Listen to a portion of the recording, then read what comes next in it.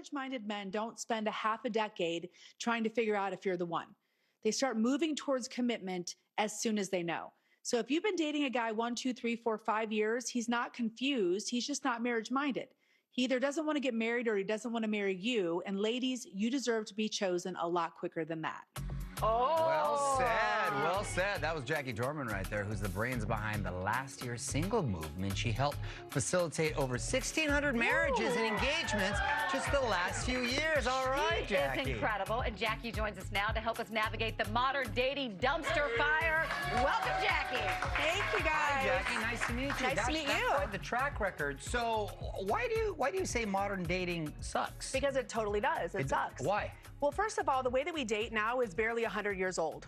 We killed the village. So the community-based matchmaking that used to bring us together, we married people that we knew from our communities, the 3 brothers that lived down the street, you know, the guy that, you know, your family knew your great-grandma knew his great-grandma. We used to do that. We used to meet at dances. We used to meet at school. And now we just meet strangers on the internet and we call it Tuesday. And you have no background, no history together. Yeah. No, not at all. And the swipe thing seems very stressful. It is. And I don't know if you know this or not, but dating apps were actually based on psychology of slot machines. And so it's like winner, winner, chicken dinner. You know, it's like, oh, maybe there's something better. Maybe there's something better. Maybe this time, you know, big winner, no whammies. Hit the jackpot. Yeah, exactly. Yeah. And so it's options.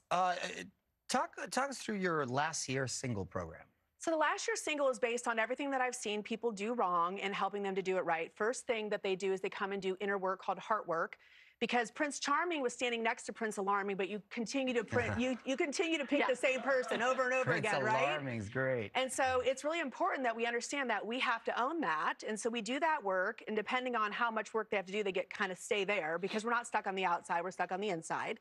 And then we move them on to how do you navigate what dating is now? Like how do you do it and actually succeed at it? And so I only work with marriage-minded people. So they're there to get married, they're there for long-term commitment. Right. And so we help non-negotiables. We help them figure out what those are.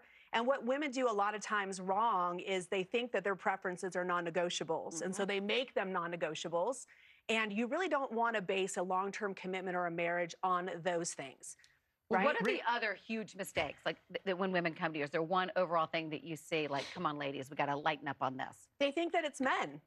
They think that men are the problem. They do. They think there's no good men left on the earth. Right? Like toilet paper during COVID. There's one role left. We all got to fight for him. And it's not true. I work with really great men every single day that are mature, masculine, and marriage-minded, but they're not looking for those guys. They're looking for their type, and their type historically has not been the good guy. And so we have to let the buck stop with us so that we can figure out what we need to do in order to have what we want. There's a lot of toilet paper. There is. There's tons of toilet paper. Have you seen the shelves? It's there. It's all there Rewinding now. a little bit to what you said, it's interesting because it seemed like out of geographical convenience, you would marry someone within your neighborhood, community, high school, what have you. Yeah. But now that the world is open to you, essentially, doesn't that at the same time sort of make things more appealing and you have more options and more choices, but you say it's a detriment? It's a detriment because we don't need more options. We need good options. And so the more options, once again, the slot machine mentality, it's always like there's something better, there's something better. The human mind, the human heart was not created to deal with that many options. Have you ever gone to the Cheesecake Factory? You can never figure out what to order. It's like a newspaper. It's like, how can one restaurant do American, Italian, Greek, all good? They can't, But I go in there, I know what I want. Boom, I zero in. But that's the same thing as with a date. You got to know what you want. Exactly. You can't just kind of leave it to the universe. You got to be a little more focused and locked in. You do. Lock in, ladies. When you know you want that Oreo cheesecake. Listen, since we have a world-class relationship architect here, we are going to play a little game of red flag, green flag, dating edition. We each have a red flag and a green flag. We're going to hold it up and see what we say after each statement. Okay, go ahead. All right, here we go, guys. On your third date, they tell you exactly what they're looking for in a spouse and ask you what your non-negotiables are. That's a green flag. I think it's a green flag, too. Yeah, say what you want. Hey, listen, tell them that you're here for long-term commitment on the third date. Why waste time? Get in there. That's it. Exactly. Here we go.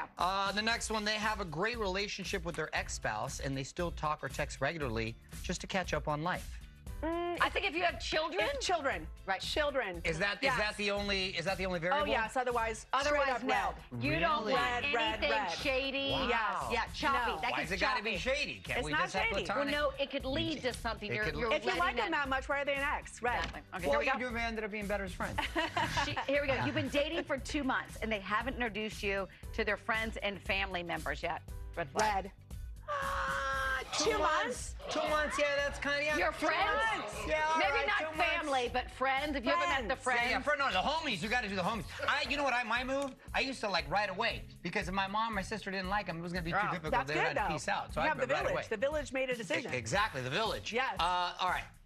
They admit to you that they're currently in therapy to work on a personal growth and relationship patterns. Oh, get out of here. Yes. Mario, That's a red flag. She said, what? They're working on themselves. we want evolve. Yeah. If she's already. Now listen, if they unpack everything with you and they want you to be their therapist, then that's a red flag. No. But Red yes. flag. But you want ladies. someone who's not coming to you If a with dude their hits past you with baggage. I'm in therapy.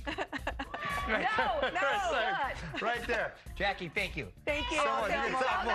So fun. Jackie Dorman's new book, Modern so Dating much. Sucks, is out on April 24th. Visit her website for more info. We'll be right back.